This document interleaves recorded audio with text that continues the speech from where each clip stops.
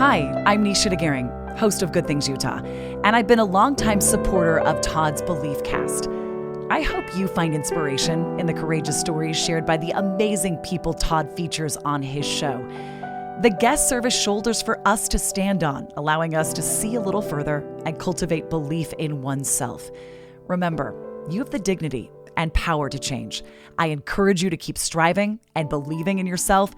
Enjoy today's podcast. I want to take a moment to express my heartfelt gratitude to the incredible sponsors of the Beliefcast podcast. First, Craig from Craig Swap and Associates. If you need an attorney, he's your guy. Trustworthy, compassionate, always there when you need him most. Next, Wasatch Recovery, the greatest university on the planet, transforming lives one day at a time. Sandy from Minky Couture, the creative genius behind the most comfortable blanket you'll ever wrap yourself in.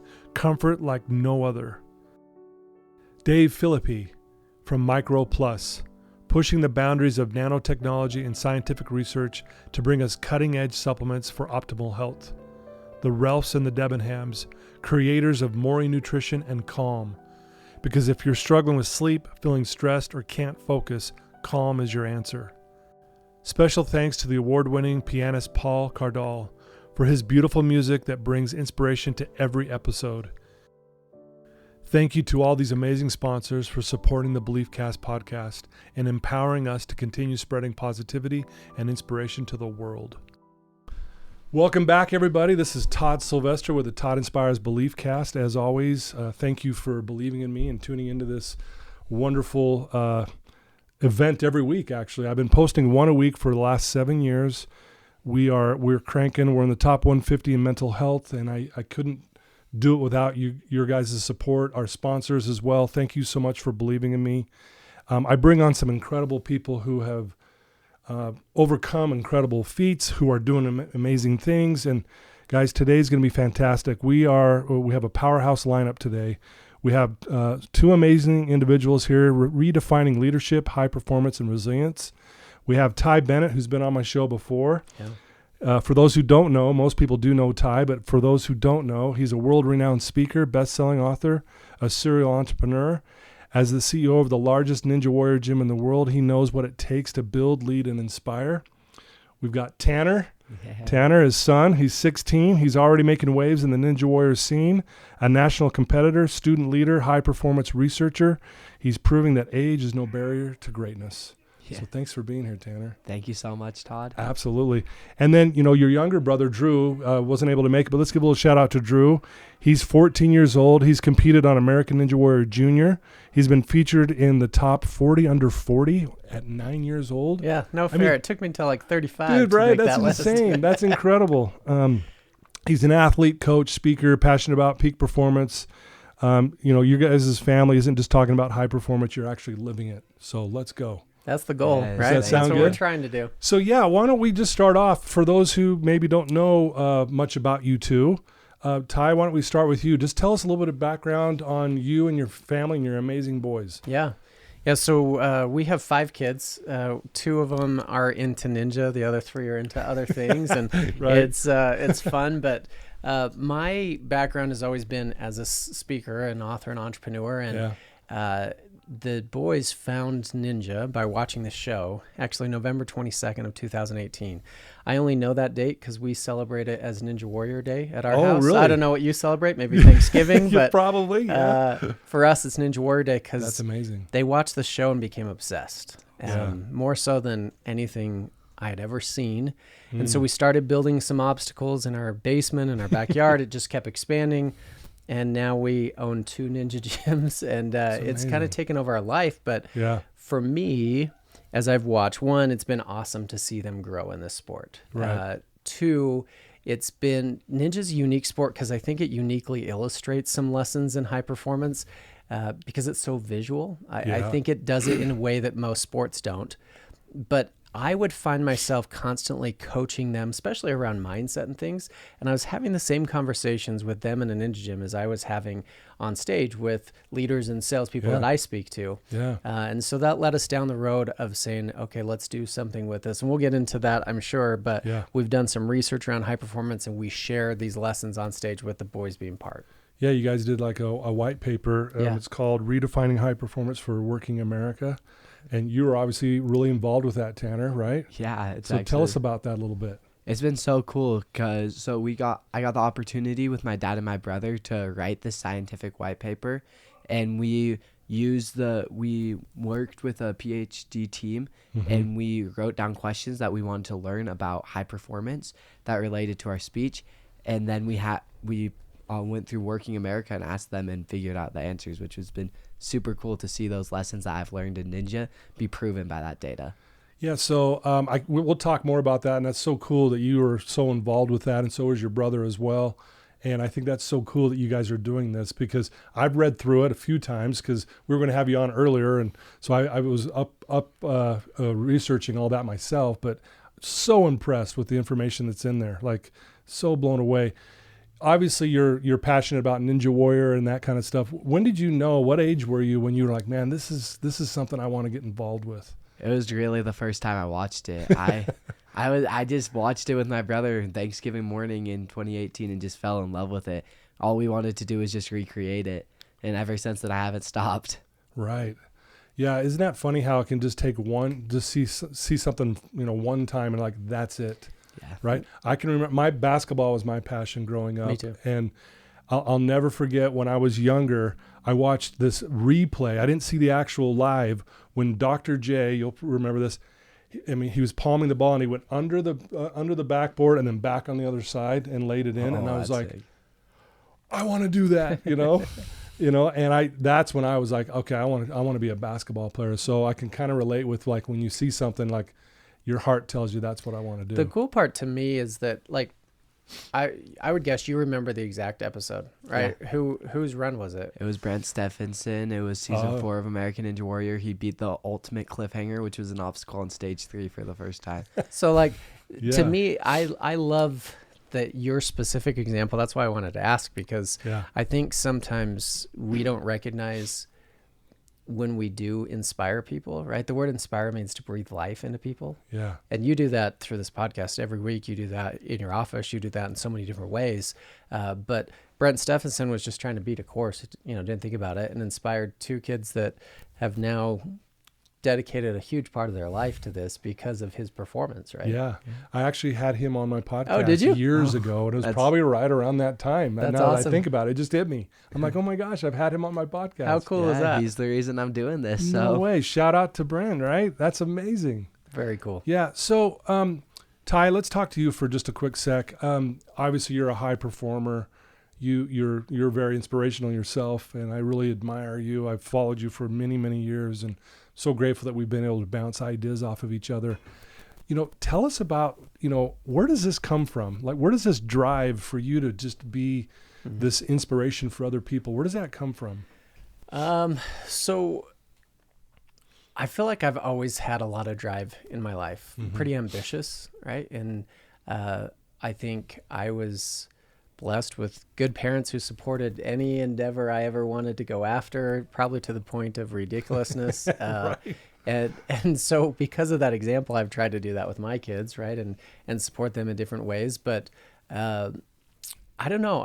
Since I was a little kid, I've always wanted to make an impact in the world. Yeah. And I've always loved people and always knew that I wanted to be around and with people, and had some different experiences through my life that just taught me that I want to leave people better, and I want to be able to inspire and bring out the potential in people and share ideas that help shape the way that they view the world and the way they show up for the world. Yeah. So after building a business, it was really more of a passion that said I want to start writing books and speaking. And speaking is really more of my skill set. I've written 4 books, but I don't even really view myself as an author. That's just kind of come along with it. They're bestsellers, by the way. But, no big deal. Some have done well.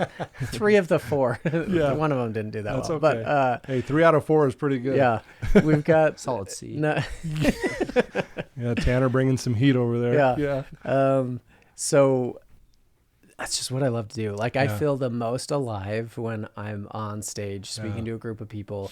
And it's not just like the thrill of that. There's that, but it's watching their eyes light up. It's watching that aha moment click. When you can see that change happen in somebody, I'm like, okay, that connected. Yeah. That's what I love. Yeah.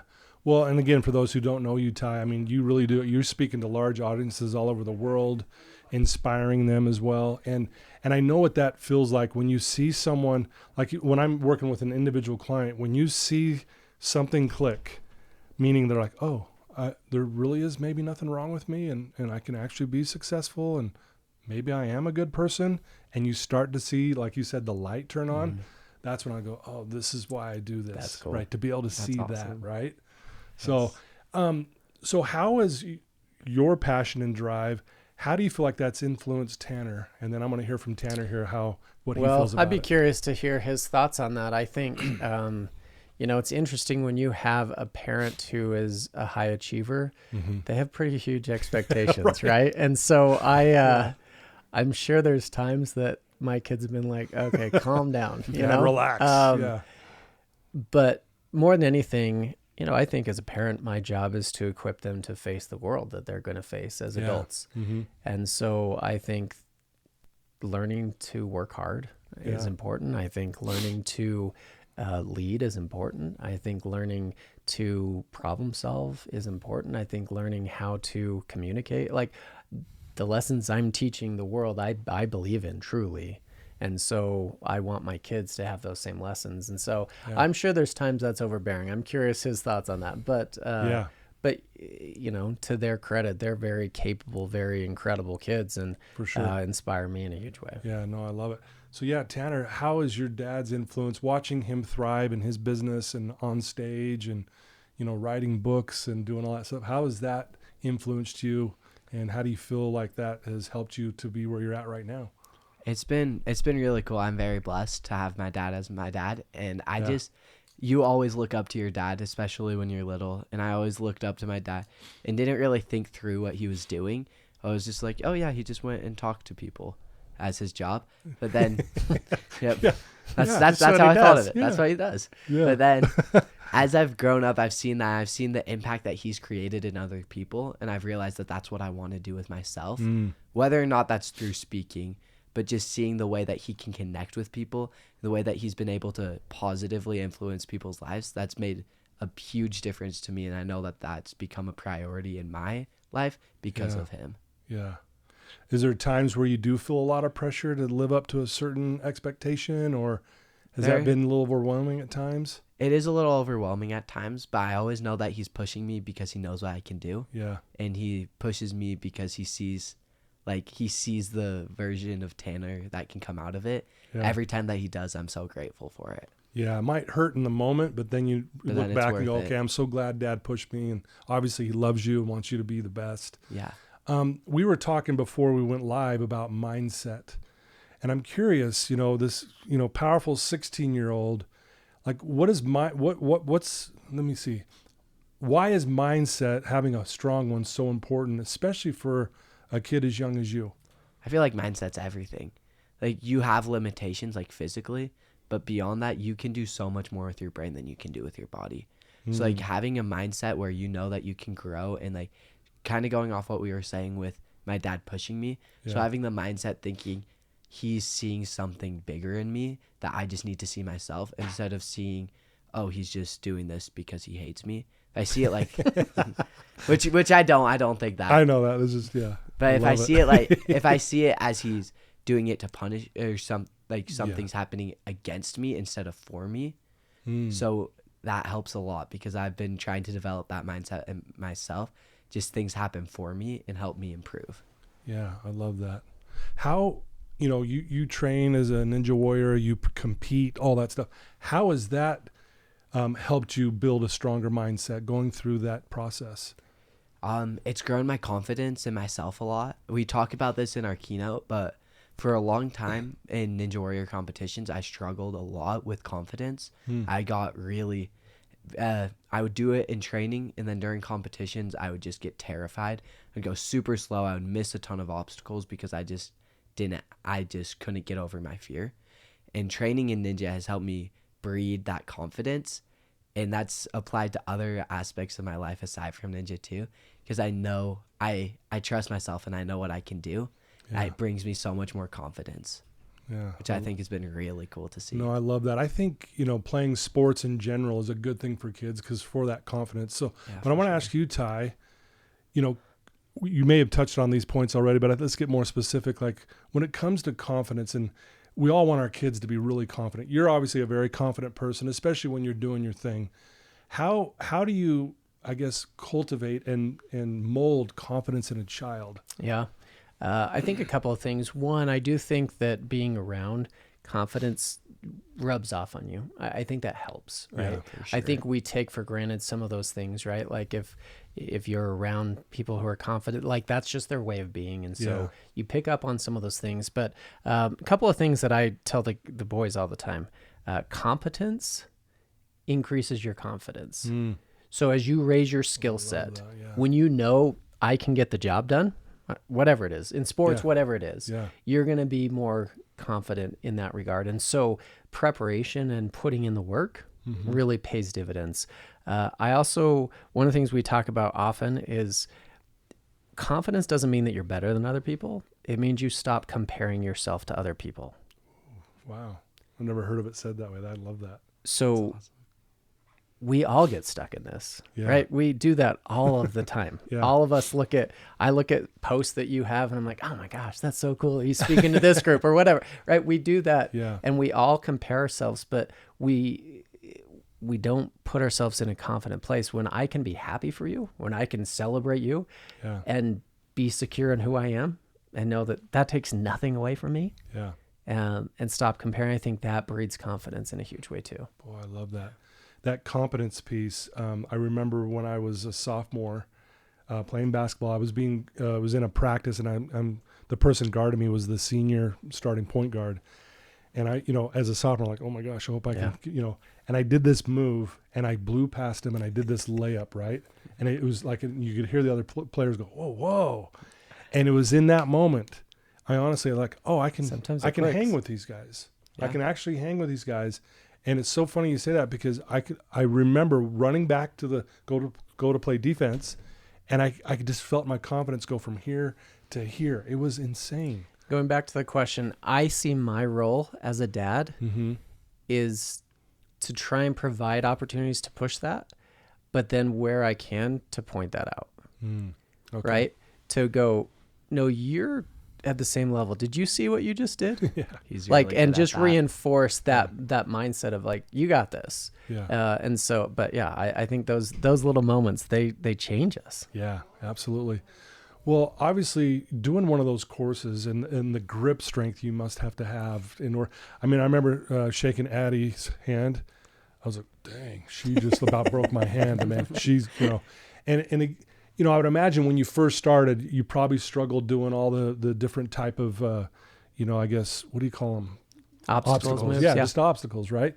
So was that hard in the beginning when you were trying to do this and maybe you weren't making it all the way through the course and you were failing halfway through, or how did that process look like?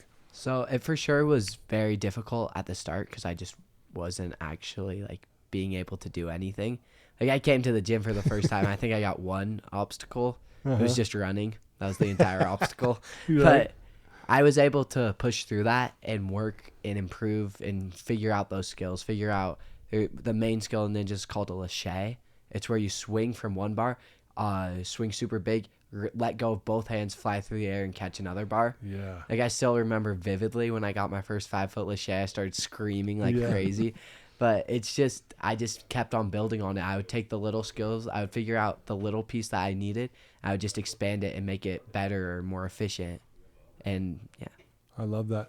What's one of the hardest obstacles for you, or something that's been one of those things that you really have struggled with? I struggle a lot with more flowy obstacles. So Okay. obstacles like similar, more lache fashioned.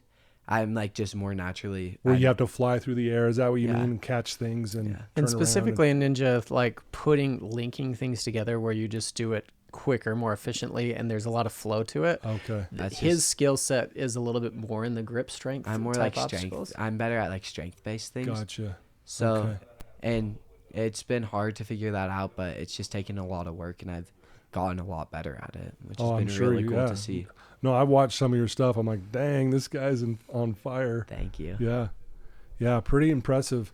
So let's talk a little bit. You guys did this white paper redefining peak performance for America. Let's talk about why did you guys do this? And if for those who haven't read it or don't know about it, tell us what it's all about. Yeah, so we wanted to bring the lessons from Ninja Warrior on stage, right? That Yeah. was kind of the goal. We started sharing, on social media, I'd share videos and people would lose their minds, right?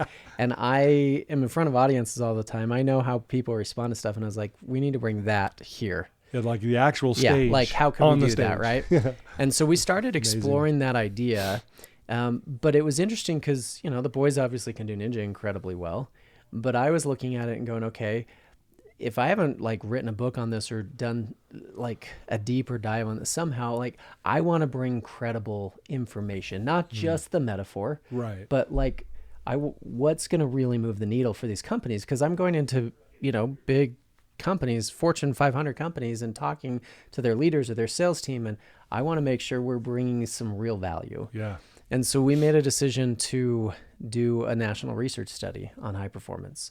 One of the biggest of its kind. Tanner mentioned this, PhD led.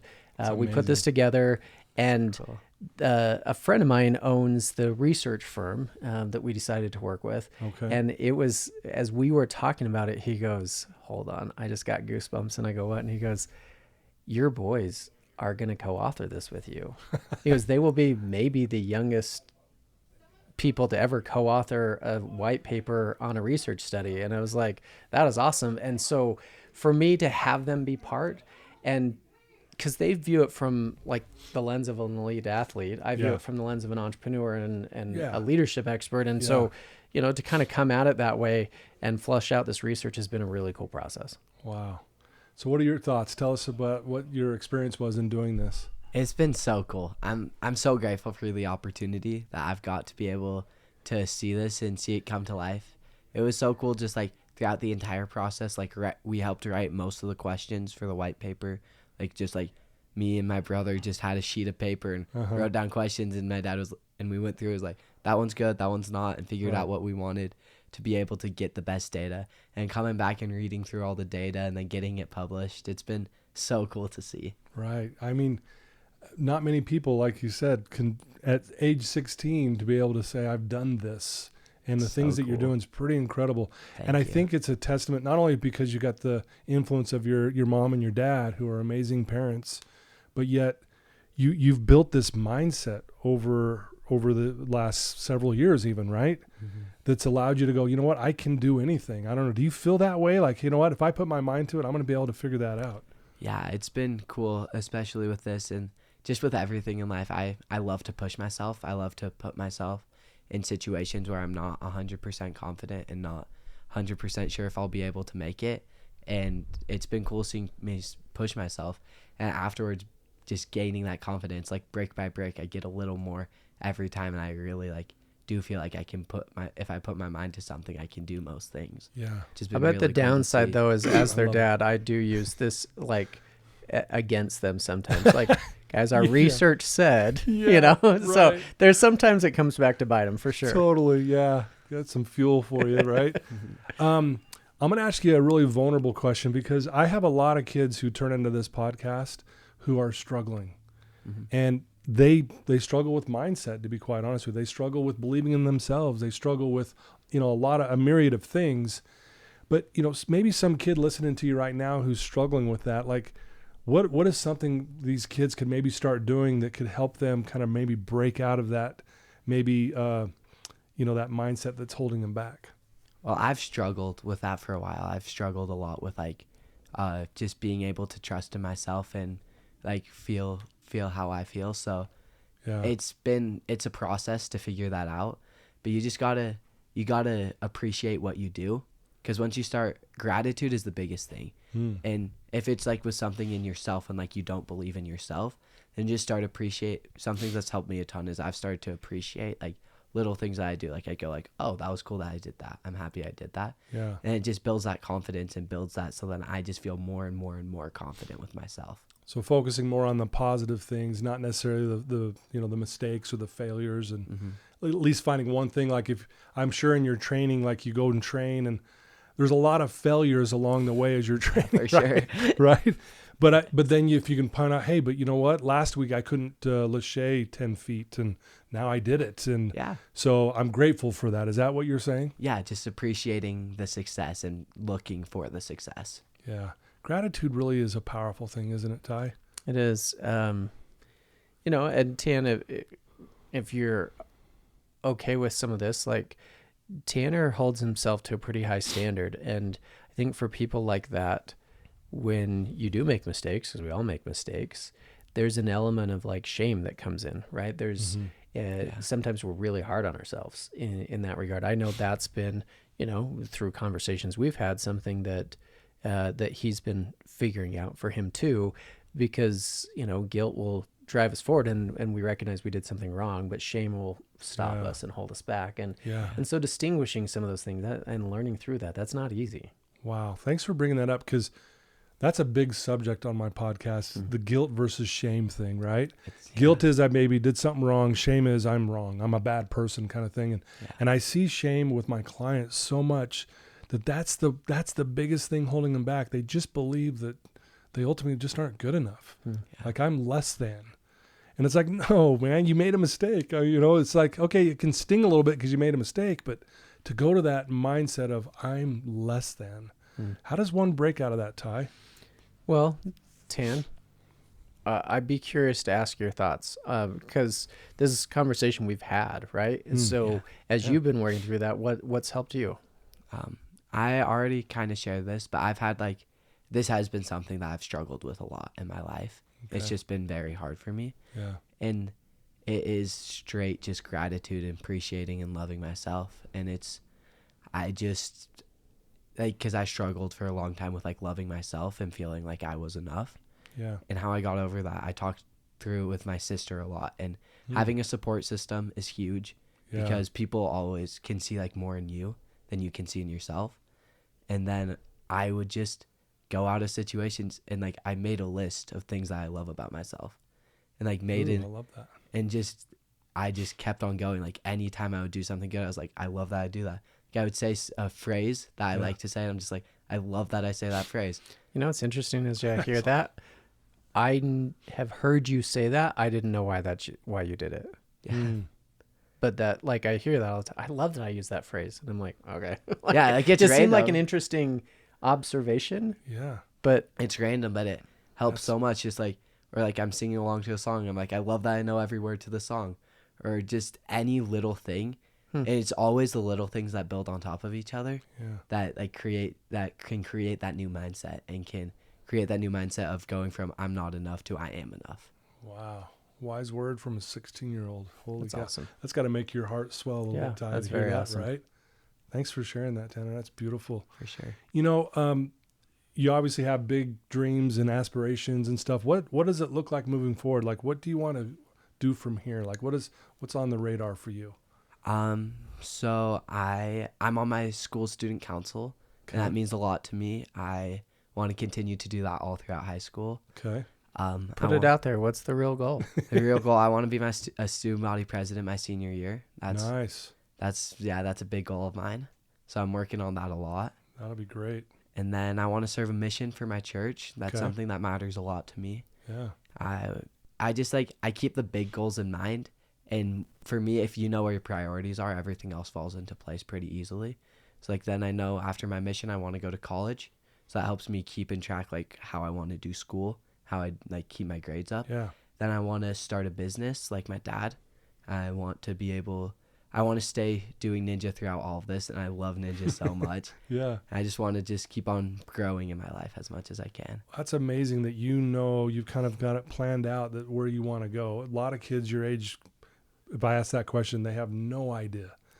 And it may change, obviously, because our minds can change. But for you to have some sort of a plan looking ahead, that's impressive. Really, it truly is impressive. So if you don't mind if I ask, tell us a little bit about your faith and why does your faith mean so much to you? For me, my faith is the most important thing in my life, and my belief in God and Jesus Christ as my Savior, because I feel like it's the most important thing for my life just because of what I believe. I believe that after this life, there's so much more. So like that keeps me going, especially when times are hard. It keeps me thinking through that, and it stays at the center of my focus. Wow. I love that. Great answer. Thank you. Yeah, it's beautiful. I would imagine are you the type of kid that like before you do an event, will you say a prayer and yeah, I say a prayer before every ninja competition. Okay. We say a prayer before every speech too. That's cool. Yeah. That is amazing. I had this girl on my podcast. She's a singer back in Nashville, and she was 15, and I had her come on, and she says to me, "Hey, before we start, we need to say a prayer." I'm like, "That's awesome." Okay. Oh, that's awesome. I'm like, "Man, I got to be better." I'm like, "Okay, let's do it." And she says this amazing prayer before we started. I was like, "Dude, who are you?" Right? That's and awesome. you remind me a lot of her, like this person who's driven, but you got your priorities straight. You're doing good things. You want to do good things. I mean, it's choking me up to even think about it. Like, we need more kids like you who are out there being an influence for good. Thank you so much. Yeah, you're welcome. So, Ty, if I can ask you the same question. I just want to listen to you and Tanner yeah, talking. Like, I know. I'm good. I know. No, hey, we I'll got to bring Dad in here a little bit. I know. I'm okay. Obviously, you're a faith-based family, and it means a lot to you. And I knew this, way back when we had you on the show years ago. Tell us about why that means so much to you, and then how good does it feel to hear your son speak this way? Yeah, for us, faith is part of who we are, right? It's how we operate as a family every day. Yeah. It's not on Sundays we go to church. It's every day of our life. Yeah. I think it is how I define myself, right? Like, you can read accolades and things, and those don't define me. Right. They're what I do. But what defines me more than anything else is my belief and relationship with God, and me living the way that I feel like I'm supposed to live. And so as a family, I'm grateful for this, but it's a huge part of all of our kids' lives at this point. We have our oldest daughter is leaving on a mission to Hawaii next month. Oh, wow. Okay. And we're excied for her to do that. And she a rough mission. Yeah, right. No, but she's been an awesome, example and leader within the family with, her siblings and that. But yeah, for us, that's probably the biggest driver. And as if we go deeper into what we're talking about, what I do is I want to be a force for good and bring people positivity. And in my mind, in a small way, that's bringing them towards God, right? Like whatever that is for them. I'm not staying on stages. I'm not preaching. That's not what not what I'm doing. But if we can bring some light to people, I think that's what we're supposed to do. Yeah. Wow. Well said. What do you think of that? I wholeheartedly agree. Yeah. I'm so grateful for my dad's example, especially in faith. He's always been an example to me of like how I want to be as a dad for my kids and how I want to be able to show up for God. So I'm so grateful for that. Well, I'll tell you, as a dad myself, when I can see my kids sharing and teaching my grandkids the same things I was teaching them, I'm like, okay, they were listening. Awesome. And that awesome. You kind of beam and smile and, that kind of thing. So that's neat that you guys have such a relationship around this and faith is powerful. Faith can move mountains. We hear that a lot, but it's true. I mean, and even if the mountain's just the obstacle in our head that we've made up, and that kind of thing. I want to share a stoicism principle, if you will, and I'd love to hear your thoughts on it. Okay. Because it kind of relates with what you do. Okay. one of them is the obstacle in the way. The obstacle in the way is the way. Yeah. What does that mean to you? I feel like, in our research study, I think the most interesting point that we found, in my opinion, is 75% of people said that not being able to embrace failure is the biggest thing that stops high performance. But then 40% of people said that they do it. Okay. Which is that's a big gap. That's 35% of people who know that they need to embrace failure but don't actually do it. Which I feel like that goes along very well with what you said. Yeah. Because you can't succeed without failing. Yeah. Like, maybe if you're really lucky, you'll get something your first try. But 99 times out of 100 even, you are going to fail over and over and over again. But it's not about if you fail, it's about when you fail, what you're going to do with it. So it's the mindset of seeing the obstacle as the way to success instead of seeing it as an obstacle against success. Yeah. So just seeing that, being like, okay, this is hard. How do I get around this? How can I use this to help me succeed? Dang, man. Look, this guy's on fire. I Seriously, love that was it. beautifully said. No, I love it. And they teach that principle incredibly well, but Ninja teaches it so well. Like, right. Failure is Ninja. Like, I don't know what else to call it. Yeah, that's a good point. But and I'll often say in like speeches, for me, I had no idea you were going to bring up that idea.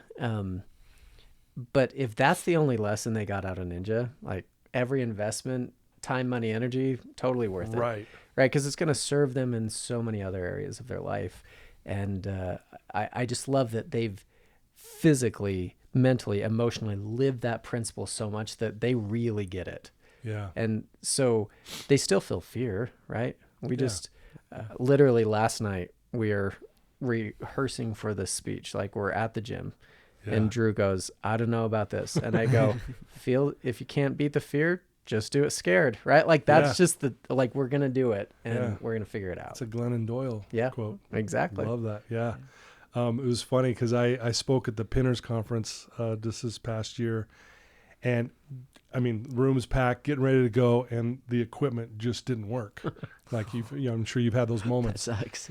And, and I started, to be honest with you, I started getting scared inside. I was like, oh, brother, everyone's staring at me and things aren't working. And I literally said that quote out loud just to help me get through it. I said, okay, guys, well, if you're scared, just do it. Or if you can't get over the fear, just do it scared. I go, I'm a little nervous right now because this didn't work. And everyone kind of clapped. I'm like, okay, I'm good now, So I'm glad you brought that up. Yeah, So it's just true. part of the deal. But I think that lesson is probably the most poignant lesson in Ninja to me. Like the most visually, like you can just see, they fail constantly. Now, I've seen the reaction that your audience has, but let's let our listeners understand. So you bring an obstacle course onto the stage. Yeah. Right? We're doing something that has never been done I don't think before. it's ever been done. No. Which is the only really thing amazing. that's like kind of comparable. I have a good friend. I don't know if you've had Peter Vidmer on the show. I haven't. No. I'll connect you. Peter won the gold medal in pommel horse in the Olympics in '84. Yep. Then was a speaker for years, and for years he would put a pommel horse on stage and do his gold medal routine. Right? Oh wow! Okay. And I called him and talked to him about just logistics, and he goes, "You are putting what on a stage? Right? Like, this is not a simple feat." So it took a while to figure it out, even just how we would physically do it. But I wanted to let people see Ninja, right? And so I had the idea as we were building some obstacles in one of the gyms, and I was like, I could do this, and came up with a version of it. And so we have a 20-foot wide by 10-foot deep by 10-foot tall rig, all metal bars that we put up and drill in together and put together on stage that they can swing on. They can do all sorts of different moves, and there's lots of obstacles attached to it. We currently have 2 of them. One's in Florida in a storage unit, one's here in Utah. And depending on where the speech is, we'll ship it, put it in a U-Haul, drive it. Like, we've taken it to Canada. We've taken it all over the U.S. But so there's some major labor-intensive pieces to this, right? Like putting it up and the setup and everything days before. And but we're sharing this research, Yeah. but we're using ninja as a metaphor, which makes it so much more fun, right? Well, yeah, and if I'm in the audience and I'm sitting there, I'm not just listening to someone read this white paper. This is not and your here typical speech. It's like I'm watching this live, and that would make all the difference in the world, I think. Yeah, and that's the piece that, as I've watched it, to be fair, this is a work in progress, just like anything else. Right. Right. Sure. Like we are constantly tweaking it. Oh, I'm sure. We're giving it tonight, and I have 2 or 3 new pieces that we've added, never done before. Yeah. And that's part of the process. But the reaction, I was like, this works. Like, because people's minds are blown. Cause I bet. I'm in the gym with them every day, Yeah. and they'll do stuff, and I'm like, what in the world? And somebody who's never seen it, they are like, pulling out phones, clapping, yeah. losing their minds, hitting their neighbor. Yeah. And afterwards, this was where it became awesome for me. Like, you could appreciate this as a speaker. We gave a speech in Colorado, and you're already laughing because you know what I'm talking about. This guy comes up after, and he goes, okay, so it's Tanner and Drew. And he looks at me and he goes, what's your name again? And I was like, that is perfect. That is that awesome. And Yeah. the last, like when we do Q&A at the end of some of these, they're like, would you guys answer some questions? Like 10 questions out of 10 are directed to these two. Yeah. And they're like, you just go over there. You know? Yeah. It's like that commercial when you got the sports athlete and the astronaut, but they're asking the insurance guy the questions. Exactly. Like, who am I? Yeah. You know, aren't I I'm the astronaut. Nobody cares. You're like, hey, no, that's neat though that people are gravitating towards that, and I think it personalizes it even more. Like, here's these young kids who are getting themselves out on stage, getting vulnerable, sharing your thoughts, showing it how it's done. That is amazing. Yeah. Yeah. I'm so grateful that I get to do it. It's so cool. And Yeah. more and more, I've given them more speaking parts, because that was feedback I got too. Like, we want to hear more from the boys, and and so now they're sharing. Pretty soon, I just won't be part of it. Pretty but soon yeah, you'll we're be out in the gonna audience kick 'em out. watching. Yeah, Yeah. that's okay. But that's kind of like your wheelhouse too, Tanner. Like, this is something you see yourself doing in the future, where you're on stage, sharing your story, your message, that kind of thing, right? Similar to what your dad's been doing for years, right? Yeah, it's so cool to be able to like explore this. Yeah. No, that's amazing.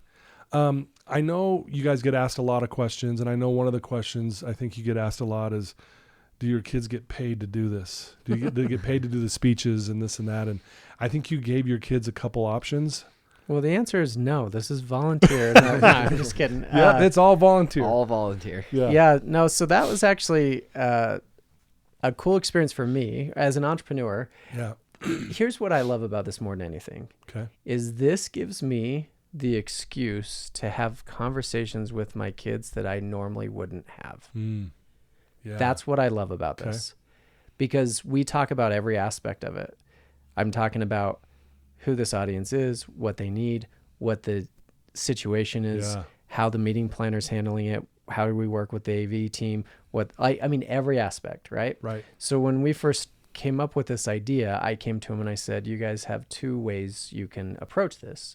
I can pay you by the hour. So let's determine an amount. Let's say it's $10 an hour for simple math. So every time we practice, rehearse, you set up the rig, you travel to an event, whatever, we're just going to add up the hours and I'm going to pay you. And they said, okay.